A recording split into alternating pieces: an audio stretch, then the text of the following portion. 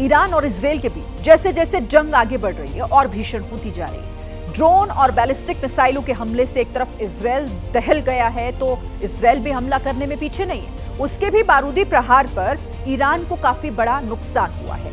बड़ी बात यहां यह है कि अमेरिका की भी एंट्री अब इस युद्ध में होने जा रही है, क्योंकि ईरान के हमले के बाद इजरायल ताबड़तोड़ अटैक कर रहा है तो ईरान भी मिसाइलों से अस्पतालों को निशाना बना रहा है।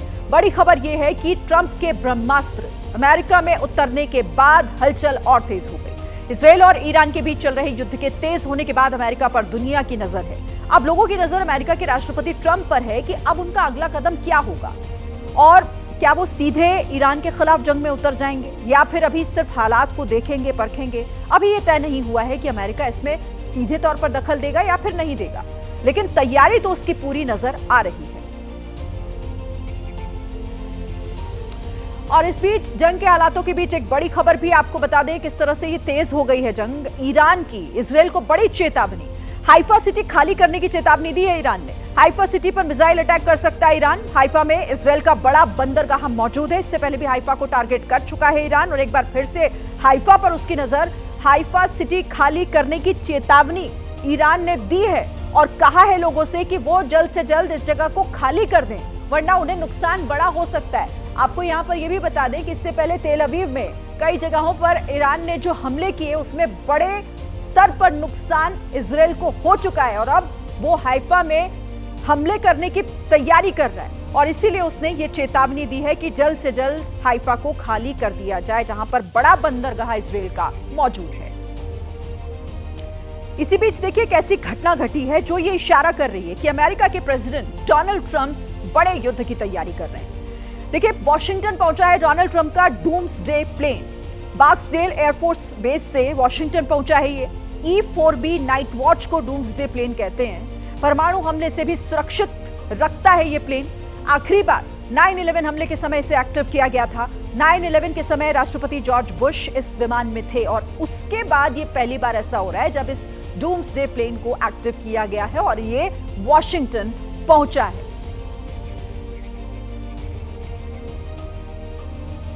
पहले अमेरिका ने यूरोप के एयरबेस पर रातों रात अपने लड़ाकू विमान भेज दिए और अब यूएस का डूम्सडे प्लेन आसमान में उड़ता नजर आया। डूम्सडे का मतलब होता है कयामत का दिन। नाम से ही आप इसे अंदाजा इससे लगा सकते हैं कि डूम्सडे प्लेन मतलब ऐसा प्लेन जो कयामत के दिन के लिए तैयार किया गया है। E-4B नाइट वॉच को डूम्सडे प्लेन कहा जाता है।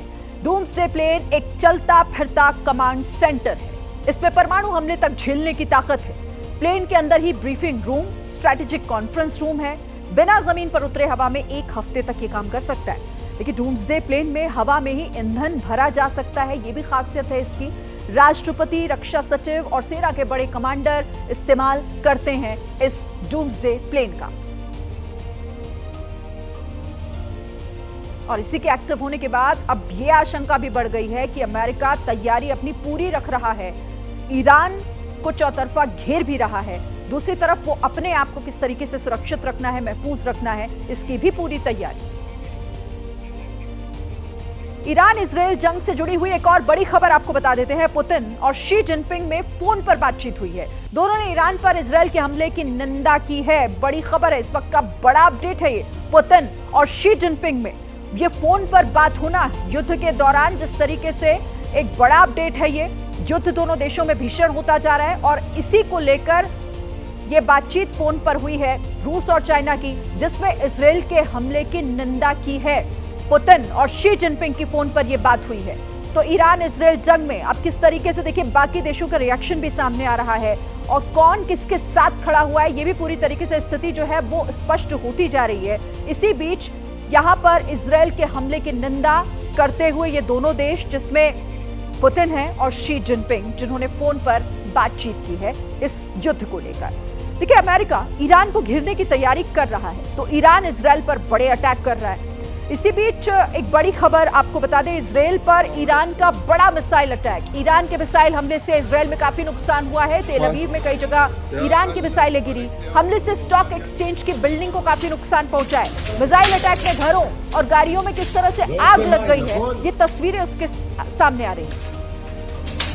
तो ईरान ने बड़ा मिसाइल अटैक किया है, बड़े हमले किए हैं, बड़ा नुकसान इजराइल को पहुंचाया है तेल अवीव में किस तरीके से, ये तस्वीरें। और अब उसने हाइफा में भी लोगों को चेतावनी दी है कि वो अपने घरों को खाली कर वहां से निकल जाएं। इन तमाम खबरों पर हमारी नजर बनी हुई।